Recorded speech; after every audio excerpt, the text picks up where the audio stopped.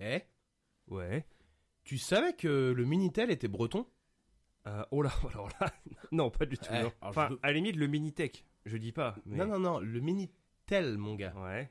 Et oui, ce fleuron de la technologie française a été conçu à Cesson-Sévigné, juste à côté de Rennes. C'est là où vous pouvez trouver d'ailleurs le campus de la fac de Rennes 1, spécialisé dans la science notamment. Mais tout le monde le sait. Évidemment. Il fut commercialisé dès 1982 avec une expérimentation menée à Saint-Malo 2 ans plus tôt. On pouvait y acheter des billets de train, consulter l'annuaire, envoyer des messages et même avoir des conversations sexy. Vilain. Franchement, les Américains avec leur Internet peuvent aller se rhabiller, quoi. Sans vraiment jugement. Et la France, sans la Bretagne, serait encore obligée de tourner les pages des lourds annuaires papier de l'époque afin de trouver un numéro de téléphone.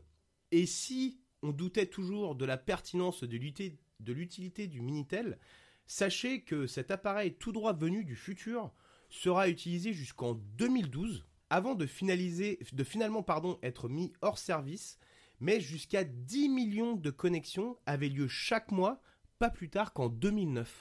La vache. C'est dingue, quoi, hein. Ah, mais après, on est attaché à nos fleurons de l'industrie. Ah, tu vois. bah, évidemment. Dans ton culture. Pas mal, c'est français. Philippe! Je sais où tu te caches! Viens ici que je te bute, enculé! Ta gueule! Viens ici, sale enculé! Que Servietsky te dit, n'oublie pas d'emporter une serviette. Ok. On se fume un pétard. Mais ils ont pris de la drogue ou quoi? Et alors, où allons-nous les gars? Dans ton cul.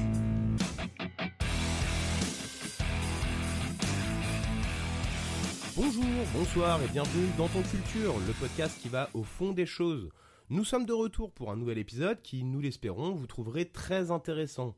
Le concept, très simple, en même temps je pense que vous commencez à le connaître, mais en gros, toutes les 2 semaines, nous vous présentons chacun un sujet tiré au hasard et nous vous le présentons avec soin, une pointe d'humour et de la bière bien entendu.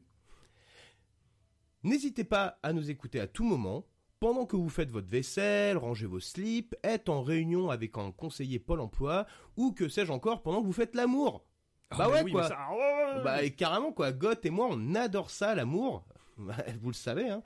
Et nous serions heureux de savoir que nos voix vous accompagnent durant vos ébats les plus passionnés. Plus vite. Parce que nous aussi nous sommes passionnés par les sujets que nous vous présentons. Bon, on va être honnête, des fois ces sujets ne sont pas très passionnants à traiter, mais c'est toujours un plaisir de vous en parler et de rigoler. Et bien entendu, je ne serai pas seul pour cette tâche, car je suis bien sûr accompagné de mon bon vieux gars, qui est pas mal quand même, faut bien l'admettre. Je veux bien entendu parler de ce bon vieux Goth. Comment vas-tu mon gars ? Ah, ça va très très bien, et toi? Bah ça va très bien, je te remercie. Et alors, cet épisode est un peu spécial car nos sujets, bizarrement, évoluent dans le même environnement. Mais l'un n'a peut-être jamais pris conscience de l'autre, mais surtout, je pense en partie dû au fait que l'un en a sûrement rien à foutre de l'autre. Bon allez stop, j'arrête de vous embrouiller, nous commençons tout de suite avec le premier sujet.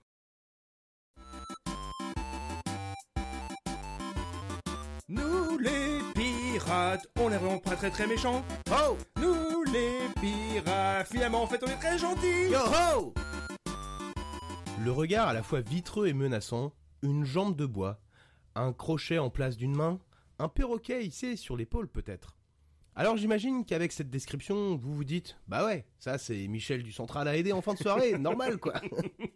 Et je ne pourrais pas vous contredire, mais je parle ici bien entendu d'un personnage folklorique, reconnaissable entre tous et qui nourrit de nombreux fantasmes.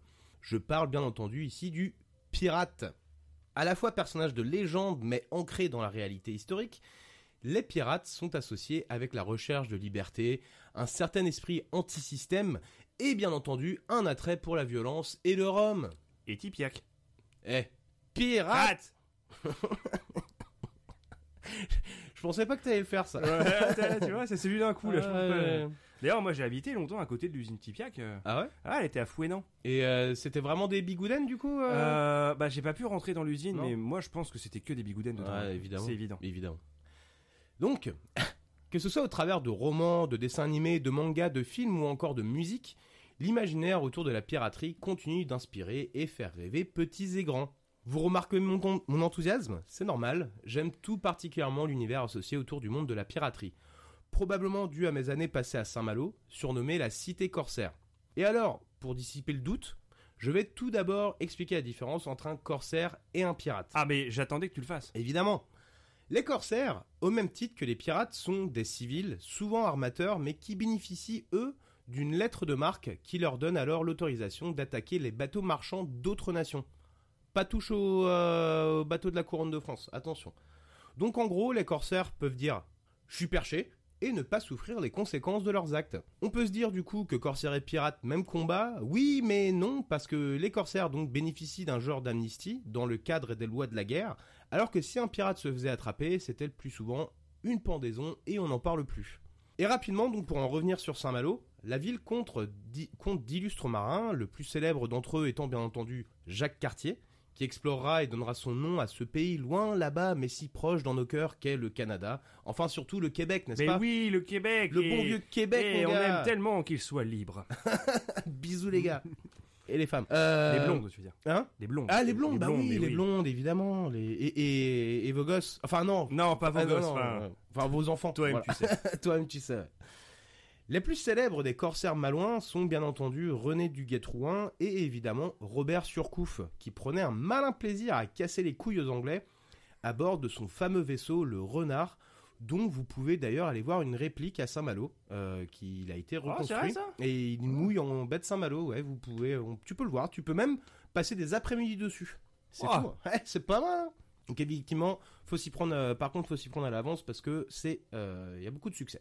Bref, mais alors les pirates, c'est quoi? Ce sont des marins aventuriers qui sillonnent les mers afin de piller les navires marchands principalement. Voilà, c'est assez simple. Avec cette définition, rien d'étonnant à ce qu'on les trouve dans toutes les mers du globe.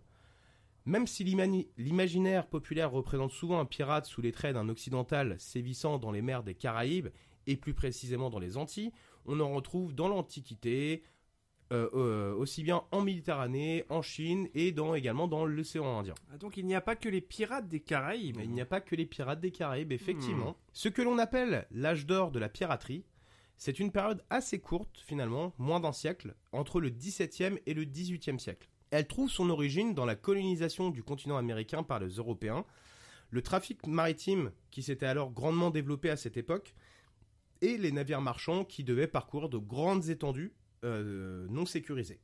Des travailleurs pauvres européens, notamment gallois, anglais, néerlandais, irlandais et français, y voyaient là alors une opportunité de s'enrichir et de s'extirper de conditions de vie misérables. On distingue trois catégories de pirates. On a tout d'abord les boucaniers. Et alors, mon cher Goth, c'est quoi un boucanier?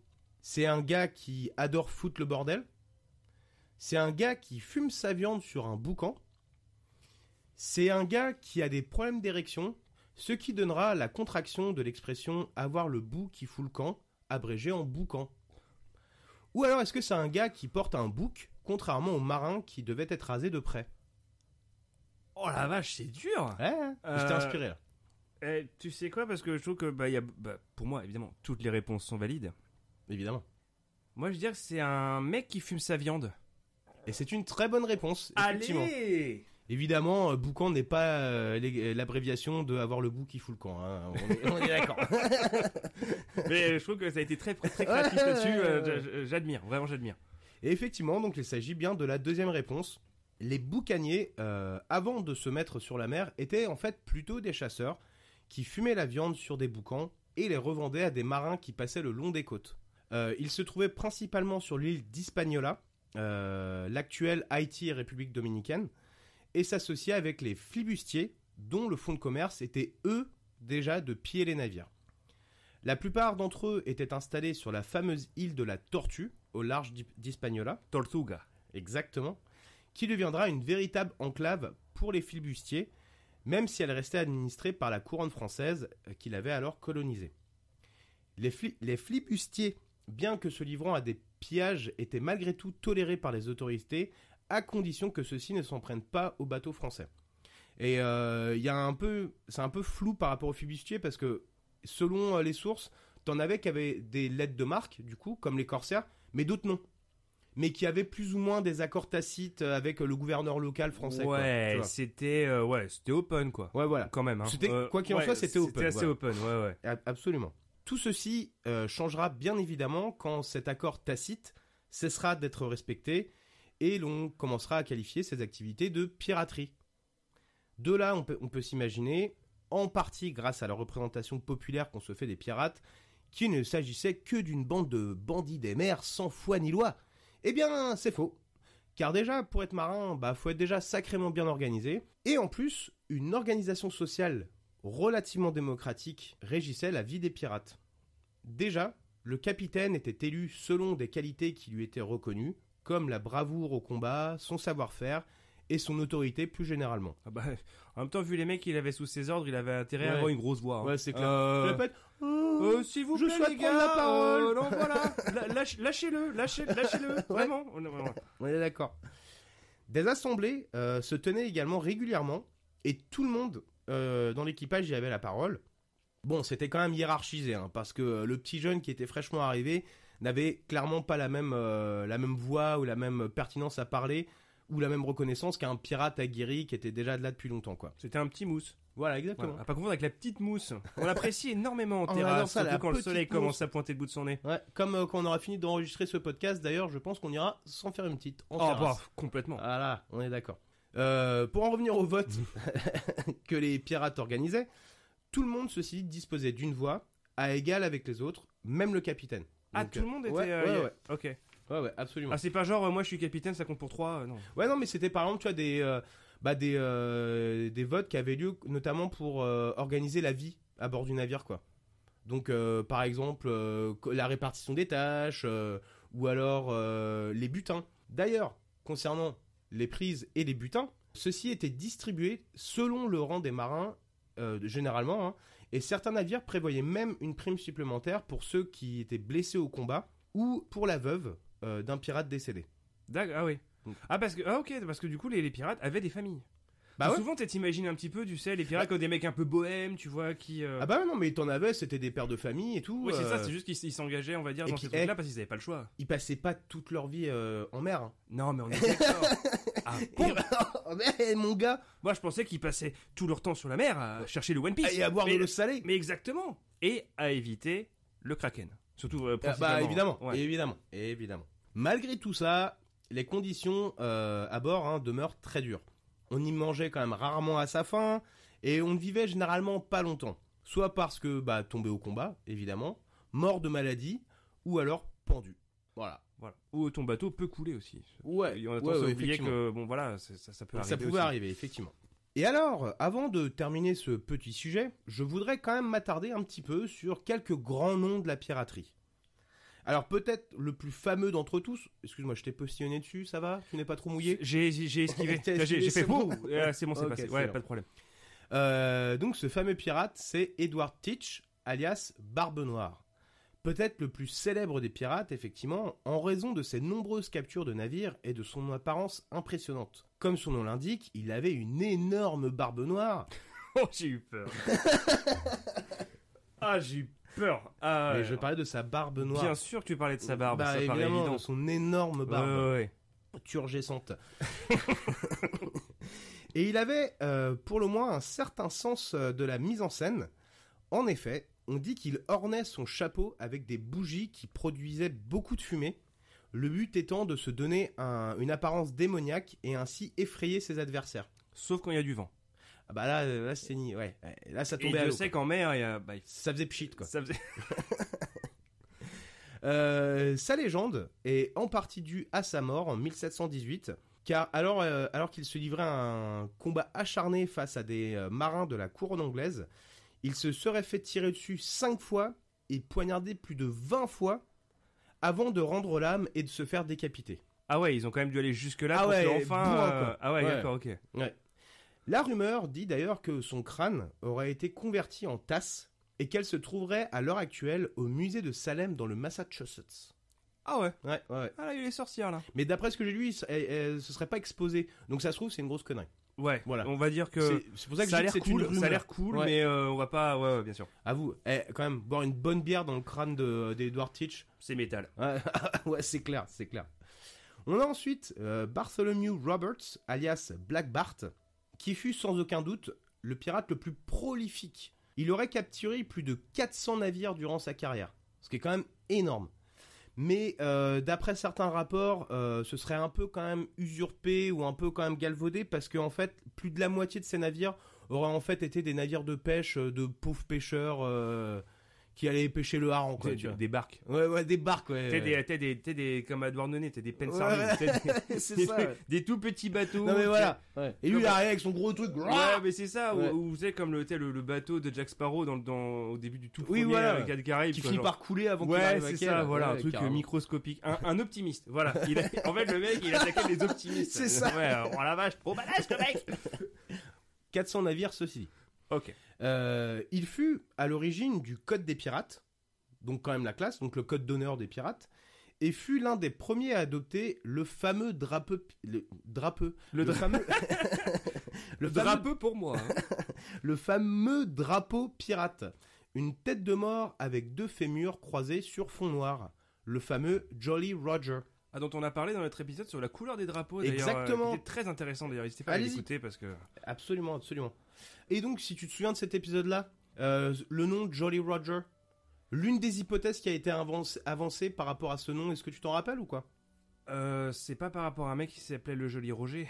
Je suis désolé, ça fait tellement c'est une très longtemps, bonne... là. Non, absolument pas. Ah, je suis navré. Non, ça m'échappe. Non, bah pas de souci. Non, ça ne me vexe. Mais je vais retourner écouter l'épisode et fais ça va me revenir. Ouais.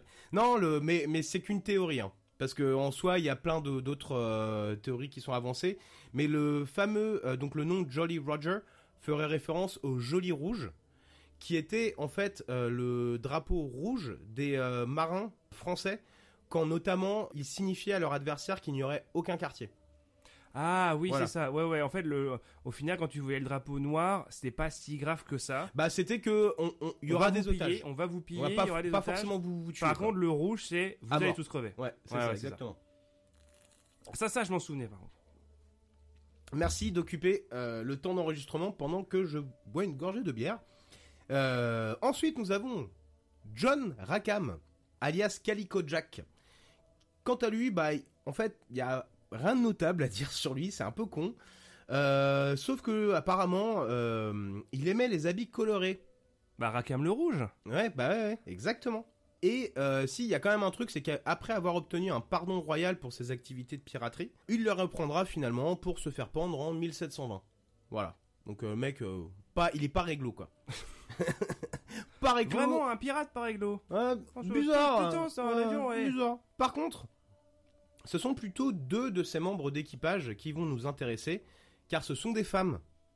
Ce qui est bizarre quand même, parce que la science a prouvé à de nombreuses reprises que la présence de femmes sur les bateaux portait malchance. Ah bah ouais, ça c'est mal. Bah, c'est mal, ouais. on est d'accord. On a tout d'abord donc Anne Bonny, qui était la femme d'un marin qui s'appelait James Bonny. Bon, on s'en fout de lui, c'est elle qui nous intéresse.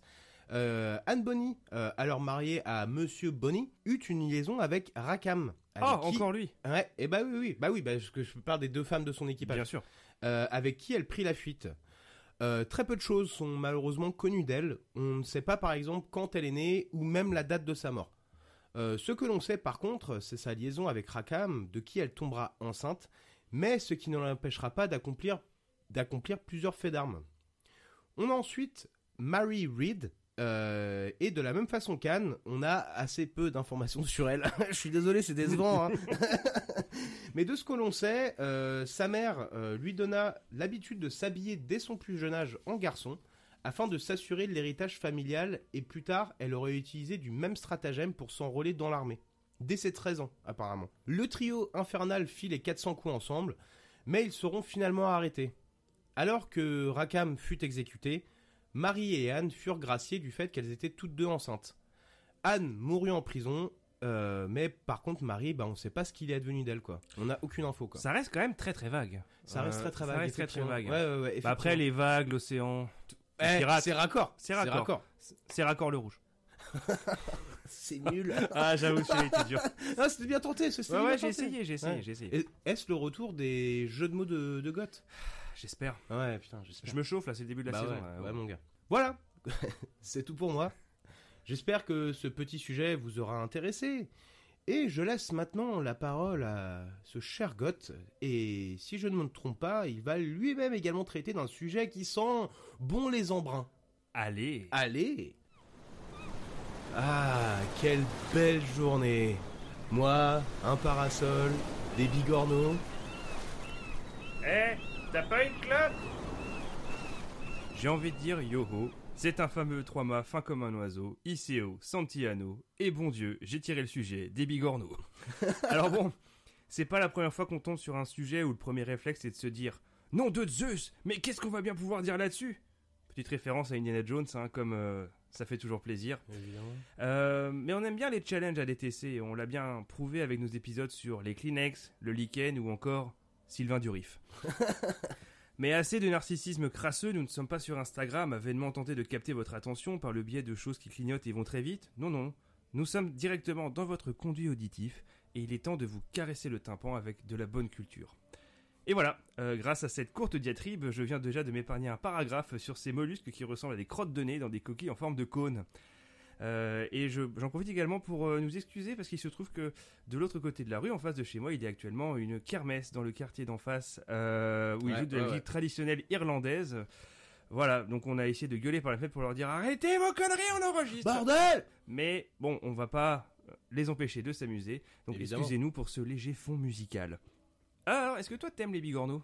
Je n'aime pas du tout ça. À manger, tu veux dire? Ouais. Ah non, mais j'aime pas ce genre de truc de toute façon. Voilà, donc toi t'as pas ton avis là-dessus, c'est clair? Non, j'aime pas. Ok, moi j'en ai jamais mangé. Ouais, j'ai pas vu. J'ai tenté une fois. Ouais. C'était un repas du 1er de l'an et t'avais des plâtrées entières de coquilles quoi. Ouais. Et ah ouais non, j'aime pas. Non, vraiment ça passe pas. J'aime bien les moules.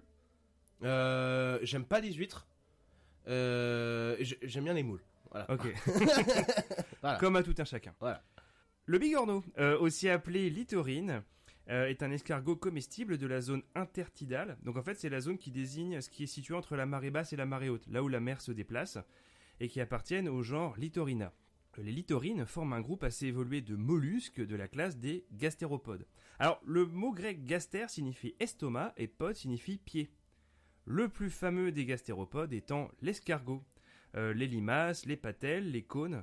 Et pas les gros cônes qui se fument, comme on parle dans l'épisode sur le cannabis, qui est très intéressant d'ailleurs, n'hésitez pas à aller l'écouter. Évidemment. Comme tu l'auras compris, le bigorneau supporte très très bien l'immersion, en opposition à l'immersion. Plusieurs heures par jour, mais c'est aussi parce qu'il a une stratégie pour survivre en dehors de l'eau. Alors Sam, comment le bigorneau survit-il au sec? Il s'enterre dans le sol, il ferme sa coquille hermétiquement, il se cache dans les algues, ou il se colle à un autre bigorneau qui crée un phénomène appelé un bibigornono. Juste pour le principe, j'ai envie de dire celui-là, quoi. Mais il me semble qu'il se crée une membrane à moitié là, à l'embouchure de son bon gros cône. Moi je dirais ça, donc la réponse 2 si je ne m'abuse. Et c'est une très bonne réponse, effectivement. En fait, sa coquille comporte un opercule corné qui ferme sa coquille. Donc c'est très intéressant, hein, ça.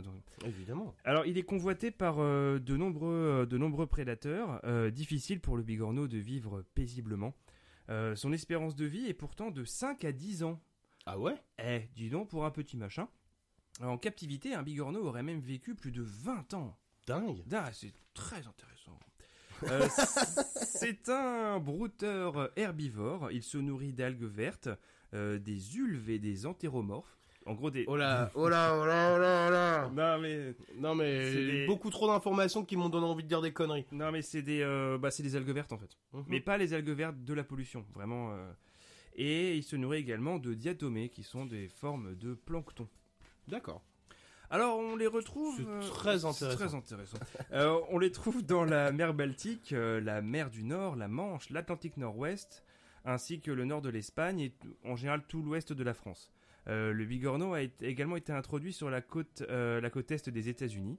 Malgré le fait qu'on ne les trouve pas tout autour du globe, ils ont malgré tout des petits noms tout choupinous-pinais dans les régions où ils sont présents. Comme par exemple au Québec, où on les appelle des borlicocos. Des borlicocos. Des borlicocos, oh là là, c'est québécois, dingue, mais on n'en vraiment. peut plus. En Vendée, on appelle ça des guignettes ou des cagouilles. Des cagouilles. Ouais, des cagouilles. On dirait un truc des inconnus, quoi. Ouais, c'est ça. C'est exactement ça. J'ai ramassé plein de cagouilles. En Bretagne du Sud, et plus particulièrement, on appelle ça également des bigornes. Et je cite ce dernier en particulier parce que quand j'étais petit, j'allais souvent à une plage de Begmeil dans le sud du Finistère qui s'appelait Ker-en-Bigorne, soit une version comprimée de Ker-en-Bigorne, en français, la ferme aux bigorneaux. Oh. Et j'ai trouvé ça sur begmeil.fr. Ça, c'est de l'info de Ah, premier choix. ouais. C'est Respect, très respect. sérieux. Très, C'est très vérifié. sérieux. Concernant leur reproduction, les bigorneaux sont gonochoriques. Alors Sam, qu'est-ce que cela veut dire? Qu'ils ont les deux sexes, mâle et femelle, que leur sexe dépend de la température de l'eau à leur naissance, qu'ils ont un sexe défini à leur naissance mais qu'ils disposent de l'ADN des deux sexes, ou que les mâles ont d'énormes pénis veineux de plus de 15 cm, soit 15 fois leur taille, ce qui fait que le bigorneau est le mieux pourvu de tout le règne animal. Putain, j'ai encore envie de donner la dernière réponse, quoi. Mais évidemment que ça va pas être ça. La deuxième réponse, l'histoire de la température de l'eau. Ouais. Et c'est quoi le mot déjà? Gonochorique. Je vais dire la deuxième réponse. Eh bien non, c'est une mauvaise réponse. Ah, En zut. fait, c'est que techniquement, leur ADN comporte bien les deux sexes, même s'ils restent chacun mâle et femelle tout au long de leur vie. D'accord, ok. Contrairement à nous, quand on est, clairement, on a les chromosomes XY ou XX, et c'est vraiment l'un ou l'autre, alors que eux, techniquement, ont les deux. D'accord. Voilà. Ok. Ça aussi, c'est très intéressant. Mais c'est très intéressant. La maturité sexuelle est atteinte après environ 2 ans. En période de reproduction, les individus tentent à migrer vers le haut de l'estran. Donc soit c'est sur les rochers en fait, pour former des rassemblements parfois denses, jusqu'à plusieurs centaines d'individus par mètre carré, ce qui doit donner lieu à de sacrées orgies sous-marines. Si tu veux mon avis, ça doit bigorner sec. Les meilleurs des partouzeurs. Bah, franchement, ils doivent s'éclater. Ouais. Alors quel goût ça a? Parce que du coup, je pose vraiment la question parce que moi je n'en ai jamais mangé. L'aspect m'a vraiment toujours trop rebuté. Pourtant, j'adore l'andouillette. Souvent comparé aux crevettes, les bigorneaux ont un goût sucré et de noisette avec une touche salée. C'est vrai que souvent, quand on pense aux bigorneaux, souvent on se dit c'est un goût d'iode. Tu vois, c'est plutôt ça. Ah ouais, bah comme les huîtres, quoi. Exactement. C'est un produit très demandé. De nombreux clients l'achètent cuit le vendredi pour le consommer durant le week-end. Pas forcément en plat, mais à picorer à l'apéro. Témoigne Carole Diard, poissonnière de la maison Troadec à Rennes. Je sors que des informations... véridiques. Ah ouais, Elles sont vérifiées. Absolument, tout est vérifié. Sans transition et en vrac, le championnat du monde de lancer de bigorneaux est organisé annuellement à Sibiril, dans le Finistère. Sa piste de craché de 20 mètres de long, oui, une piste de craché, a permis au recordman mondial Alain Jourdain en 2011 d'atteindre les 11 mètres. Soit à peu près la taille de ma limousine, si j'étais riche et vulgaire. Juste pour info, le record de cette année est de 9,22 m. Mais comment il le lance? Ah, c'est avec la bouche. Ah, avec la bouche. Le mec, il recule, tu vois, et... Ah oui, Et, donc, eux, ça doit être des experts en mode en crachat de molar, quoi. Ah, exactement, Ouais. ouais. Ça, c'est comme le lancer de Mogette. En Ah Vendée, oui, je pense que c'est pareil, le crachet de exact, Mogette. ouais. Alors, dans mes recherches, j'ai également découvert une œuvre d'un certain Hubert Rublon, et qui est auteur de Saint-Malo, Papy Péchou et le Bigorneau magique. Alors, il y a une nouvelle édition en 2024. Synopsis. Papy Péchou est un vrai loup de mer qui va découvrir les fonds marins avec Pimous, son petit-fils, émerveillé. Alors, il n'y a aucune mention du moindre bigorneau dans le synopsis, hein, j'étais très déçu, j'ai pas réussi à trouver... et je n'ai pas non plus lu l'œuvre pour le bien du podcast, voilà, j'aurais dû, je sais. C'est dommage. Il y a également le Bigorneau amoureux, un excellent restaurant de fruits de mer qui surplombe la baie le long de la corniche à Douarnenez. J'y suis allé, je le recommande, ils sont très sympas et leurs langoustines sont excellentes. Il y a également... Les Bigorneaux, un court-métrage d'Alice Vial, sorti en 2017. Je te donne donc le synopsis. S'il te plaît. À Brignogan-Plage, Zoé, 30 ans, travaille au bar Les Bigorneaux avec son père, Guy. Tantôt serveuse, barman, patronne, elle s'épuise à tout prendre en charge, épaulant Guy depuis la mort prématurée de sa mère. Un matin, Zoé se met à souffrir de vertiges et de nausées qui perturbent son quotidien. Elle craint d'être tombée enceinte. Mais sa gynéco lui apprend qu'elle souffre d'un tout autre mal. D'après toi, quel est ce mal ? Oh. Un bigorneau vit dans son intestin. Ah, le pire, c'est que ça, j'y ai même pas pensé. Moi, j'allais dire le communisme. Bah oui, mais évidemment, Eh oui. le communisme. Le mal rouge. Le mal rouge. Alors, sinon, il y a évidemment la famille pirate, dont le fils, de toute façon, des pirates, t'en as déjà parlé un petit peu avant, Évidemment. mais c'était quand même un super dessin animé de la fin des années 90. C'est vrai. Et dont j'ai le fils réécouté le s'appelait générique. Bigorneau. Exact. Ouais. Et j'ai réécouté le générique pour le bien de cette émission. Trop bien. Ah ouais, non, il est... Le générique est Non, tip-top, et j'ai quoi. même regardé des extraits du coup exprès, et c'est vrai que j'étais vraiment fin 90, début 2000, où vraiment en plus les doubleurs, ils en faisaient des tonnes. Ouais, vraiment. C'était ouais, vraiment, tu c'est- sentais que, et puis aussi c'était c'était des voix de fandard. doublage vachement connues, Mm. et tu sentais qu'ils mettaient les potards à fond quand Ouais. ils doublaient, et c'était vraiment très rigolo. Ouais. Et donc l'animal de la famille pirate, un crocodile qui s'appelle Sac à main, dont on a parlé dans notre épisode sur les crocodiles, alors qui est très intéressant. N'hésitez pas à l'écouter. Oh là là on là peut là là. plus. Il y a Bigorneau et Coquillage. C'était la chaîne secondaire de gaming de Cyprien et Squeezie, voilà, qui est D'accord. morte depuis. Oui. Il Parce y qu'il y a eu scission. il y a eu scission, ils ne s'entendent plus, un peu comme les membres d'Oasis. Jusqu'au prochain concert, on Jusqu'au verra. prochain concert. Ouais. Il y a également, je suis tombé sur, parce que j'ai fait vraiment des recherches très approfondies, Bah, je je sais, suis je tombé sais. sur un streamer Twitch qui s'appelle Bigorneau Sangoki. Sangoki, pardon. Big up à toi. Voilà, je pense qu'on a fait le tour des Bigorneaux. N'oubliez pas le muscadet pour aller avec. Et n'hésitez pas à citer ce sujet très intéressant à votre prochain apéro fruits de mer. Absolument. Dans ton culture. Et nous voilà dans le vrac de l'émission, le moment où on partage avec Sam les aspects de nos sujets qu'on n'a pas forcément développés pendant nos recherches, et où on débriefe un peu au calme. Évidemment. Alors du coup, j'attaque, Vas-y, je t'en parce prie. que je sens que tout le monde a été passionné par les Bigorneaux, Bah donc j'ai oui, envie non, de mais- prolonger le truc, tu vois. Donc, Dis-nous en plus, s'il te plaît. eh ben, il se trouve que quand j'étais en France récemment, là, je suis passé dans le Finistère, et je suis passé par Brest, Ouais.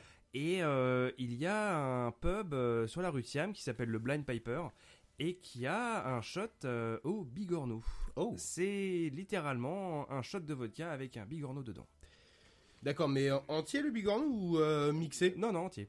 Ah, Voilà. ça vaut pas de terrible quand même. J'ai pas essayé. Non. Ça m'a fait un petit peu peur. Je vois même pas trop l'intérêt en fait. Et c'est dire à quel point j'ai vraiment épuisé Tout quoi, tout, t'es vraiment tout. allé au bout du bout quoi. J'ai pensé à un truc. Ce serait un genre de jeu de télé, un peu comme apprendre ou à laisser, tu vois. Ouais. Où en fait ce serait voilà genre qui tout double, mais du coup un petit peu renommé, tu vois. Et en anglais ça s'appellerait Big or No. Oh Non mais là il y a un truc là. Là il y a un truc. Ouais, c'est vrai. Et en c'est fait, on ferait un peu comme avec Bill du Big Deal, et où t'aurais un Bigorneau en 3D qui parlerait avec l'animateur. vrai. Tu devrais soumettre l'idée à Arthur. Sur TF1. Ouais, je pense que ça marcherait. Ouais, hein. à fond, Ça mon gars. marcherait C'est sûr. vraiment à donf. Mm. Donc voilà, moi ça c'était sur le... Est-ce que toi t'as quelque chose à rajouter par rapport au Bigorneau? Parce que... Alors, par rapport. Bah, à part le fait que j'aime pas les coquilles, donc voilà. Et surtout, moi, on m'avait dit. On m'a dit que après que j'en ai mangé un qu'il fallait pas manger la coquille en fait. Donc voilà, c'est d'autant plus dégueulasse quoi, tu vois, tu comprends. Oh, ça a donc, dû faire très mal. Ouais, évidemment. Non, évidemment, je plaisante. mais je me souviens surtout, alors c'était pas un bigorneau, mais donc à ce fameux repas du 1er de l'an, où t'avais des plâtrées entières, mais c'était indécent de fruits de mer.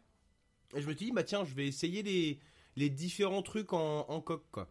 Et je me rappelle d'avoir piqué, alors je sais plus ce que c'était, je sais pas si c'était un bigorneau, je me rappelle plus. Mais je me rappelle, je l'ai piqué le truc, je l'ai tiré, et t'avais un vieux filet de bave, et j'ai fait... Ah bah c'est comme un escargot. Et hein, je l'ai donc, reposé ouais, délicatement, en fait, je l'ai caché dans la serviette parce que je disais, ah bah non, un peu la honte quoi. Ouais. Et voilà, j'ai mangé des frites ce soir-là. Donc, c'était un très très bon repas du 1er de l'an. Et évidemment, voilà. Mais non, bah par rapport au bigorneau, ouais. Mais je pense, honnêtement, God, que tu as fait un très bon travail de recherche en profondeur. Ah bah c'est ce qu'on fait, on va au fond des choses. Ah bah absolument. Et dans un sujet comme celui-là, t'as vraiment pas le choix. Ouais, absolument, on est d'accord. Et au niveau des pirates, du coup, de quoi as-tu choisi de ne pas parler Bah, moi, le truc, c'est que je me suis vraiment concentré sur l'aspect historique et tout ça, machin, quoi. Mais évidemment, on est un peu obligé quand même de parler de la culture pop des pirates. Donc, déjà, rien que par rapport au film, Pirates des Caraïbes, qui est sûrement peut-être le plus célèbre des films de pirates. Et t'en penses quoi, de ces films-là? Ah, moi j'adore, enfin, tout du moins la première trilogie. Ouais. Elle est déglingue, hein. Y a rien à dire. Et même les effets spéciaux ont extrêmement bien vieilli. Alors pourtant, c'est des films qui sont commencés à sortir qu'au début 2000, hein. On est vraiment... Ouais, c'est ça, ouais, 2005 à peu près. 2005, ça. ouais, c'est ça. Donc, il y avait, bon, évidemment, les effets spéciaux existaient déjà, mais c'était très impressionnant. Notamment, moi, je pense, c'est Davy Jones. Bah, carrément. L'animation de Davy Jones, elle est incroyable. La scène où il joue du piano et tout. Ouais. T'es là, waouh. Enfin, carrément. Vraiment, ça claque. Les personnages sont rigolos. Enfin... Voilà, j'irais jusqu'à dire que c'est à l'époque où Disney faisait Léon Film. Voilà. Voilà, moi je dis ça. Pas tiré par les cheveux ce que tu dis, effectivement. Mais alors moi, autant, tu vois, je me souviens pas du troisième film, mais le premier et le deuxième surtout. Ces films-là, je les ai regardés vraiment plusieurs fois et je les aime vraiment beaucoup, quoi. Et rien que la musique, quoi. Bah, la musique, ouais. Bon, de toute façon, c'est le genre de musique, tu sais, c'est les musiques, tu mets ça sur n'importe quoi, ça devient épique. Ouais, c'est clair. Ouais, à fond, ouais. C'est clair. Bah, c'est pour ça que dans Top Chef, ils mettent toujours ce genre de musique. Le mec, il coupe des poireaux, c'est waouh, c'est incroyable. C'est clair. Mais après, peut-être l'œuvre à l'heure actuelle la plus célèbre autour des mangas, on peut pas le louper, c'est One Piece. Oui. Qui est bon, toi, je crois pas que tu... Non, moi déjà de base je suis pas hyper fan de manga, et puis en plus quand tu vois la taille dantesque du truc, c'est effrayant, quoi. Enfin, c'est vraiment le manga de tous les records. Déjà, c'est il y a plus de 1000 épisodes, c'est ça? Il y a plus de 1000 épisodes, il y a je sais même pas combien de tomes, je crois qu'il y en a plus de 150. C'est colossal. Enfin, ou environ 150, c'est le premier manga à avoir alors je sais pas si c'est Naruto ou One Piece, mais c'est le premier manga à avoir dépassé, l'un des premiers mangas en tout cas à avoir dépassé Dragon Ball, qui avait vraiment à la base le plus grand nombre de tomes, qui était de 42 tomes, et c'est le premier manga à avoir dépassé en termes de popularité même Dragon Ball alors, aussi, quoi. Et du coup, juste parce que je pense avoir à peu près... C'est quoi le synopsis de base? Vraiment l'histoire de base de One Piece? Vraiment en gros, donc c'est comment il s'appelle ce personnage-là? C'est c'est en fait Goldie Roger, qui est donc le roi des pirates, qui sur le bûcher, juste au moment où il va se faire pendre ou décapiter, je sais plus. Il dit en rigolant, j'ai caché mon plus grand trésor, le One Piece. Et là, juste avant de mourir, il dit, j'annonce le nouvel âge de la piraterie, et j'encourage tous les pirates en herbe à aller trouver mon trésor, le One Piece. Et ça, c'est le synopsis de base. Et l'histoire commence donc quand on retrouve Luffy, donc le personnage principal, un petit garçon avec une force extraordinaire, évidemment, teubé comme dans tous les et qui peut faire pousser ses bras. Voilà, c'est tout ce que je sais en fait sur One Piece, en fait. Et qui lui, du coup, son ambition, c'est de devenir le prochain roi des pirates et de former son équipage, et du coup ça va... Et tout ça grâce au pouvoir de l'amitié. Comme tout bon shonen qui se respecte. Voilà, c'est ça, on est d'accord. On est d'accord.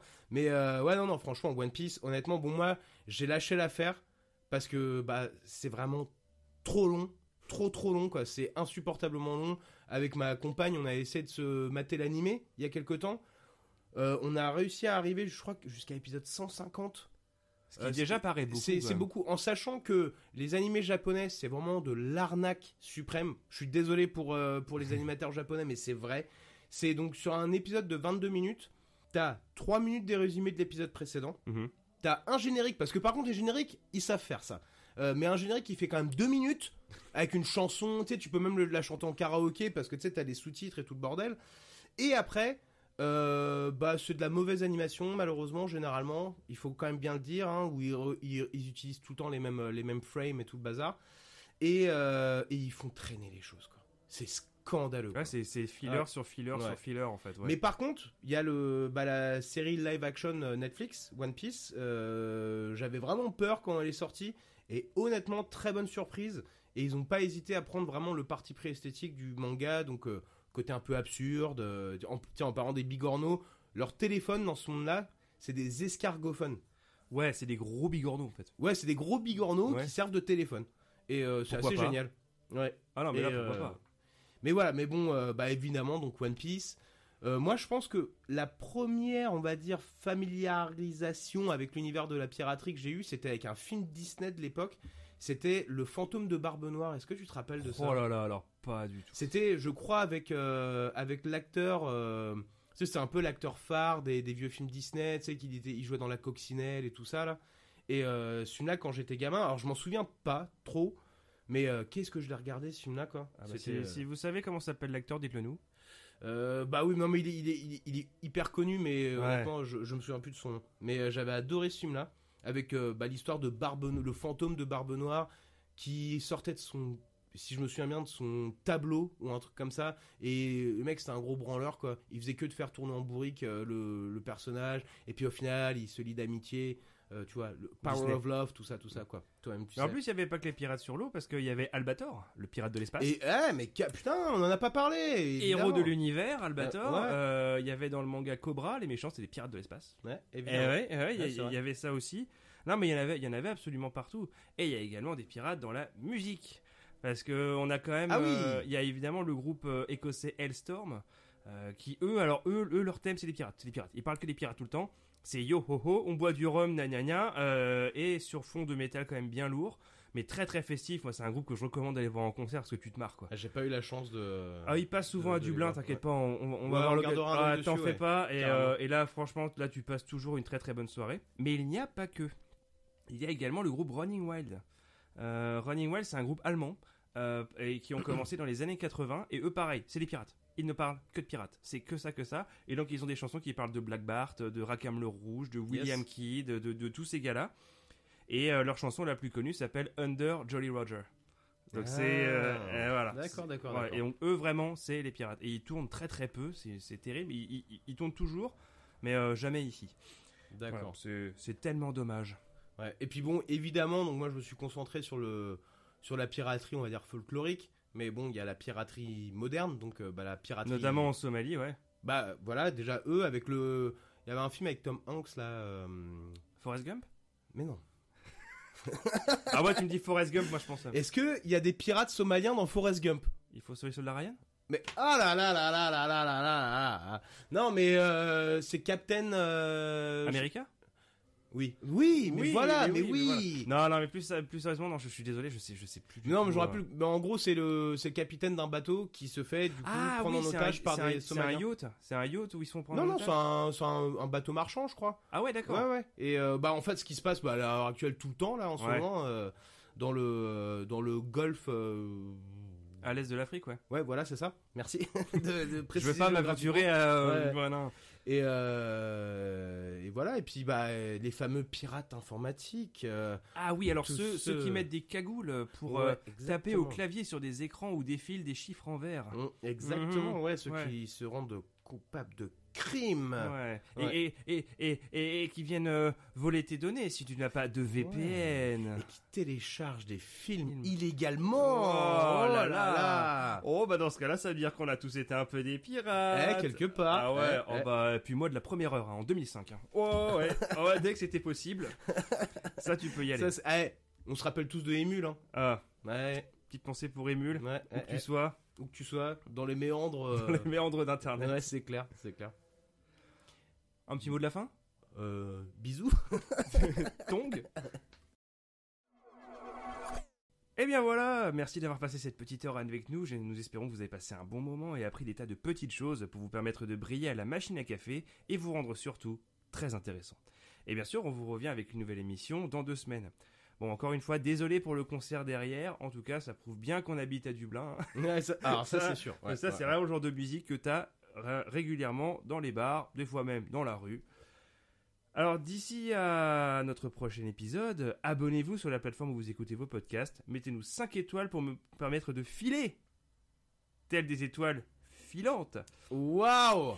Et, ouais, j'ai beaucoup, ouais. Et aussi pour apparaître dans les résultats de recherche sur Spotify et sur YouTube, c'est méga important pour nous. Et évidemment, comme d'habitude, rendez-vous sur Instagram pour vous mettre au courant de nos prochaines sorties. Et n'hésitez pas à nous soumettre vos sujets en commentaire de nos posts. Allez, kenavo les potos. Gros bisous tout le monde, ciao ciao.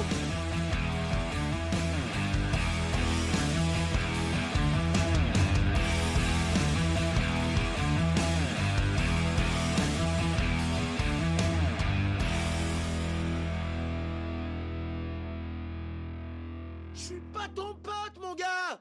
Et moi, je suis pas ton gars, mec! Oh, c'est pas ton mec, mon pote! Je suis pas ton pote, mon gars! On n'est pas tes gars, mec! Je suis pas